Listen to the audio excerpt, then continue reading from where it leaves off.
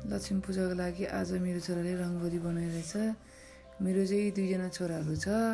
ऊ चाहिँ ठुलो छोरा हो।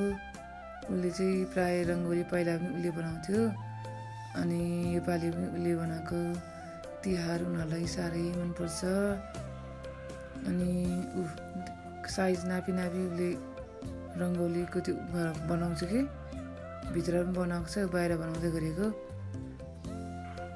तिहार साह्रै मनपर्छ उनीहरूलाई। अनि मलाई पनि खास मनपर्छ कि तिहार।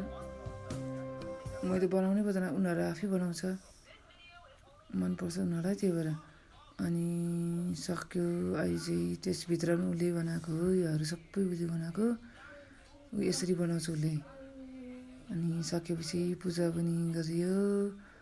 त्यस पछाडि उनीहरूले ढोग्नु पऱ्यो अरे भगवान्लाई। अनि ढोग्न थालेछ। भाइलाई पनि ढोग्नु पऱ्यो अरे। अनि भाइले पनि ढोग्यो। अनि त्यस पछाडि भाइले मामु यसले हात पोल्दैन अरे। अनि मैले पोल्दैन भने त्यसो उसले खेलेर बसिरहेछ। अनि त्यसो गर्दै देउसी भैलो खेल्न पनि बच्चाहरू आइपुग्यो। उनीहरूलाई पैसा दिनु पऱ्यो अरे। खुसी भयो। उनीहरू पनि खेलिओरी सकेर आफ्नो घरतिर जान आँट्यो।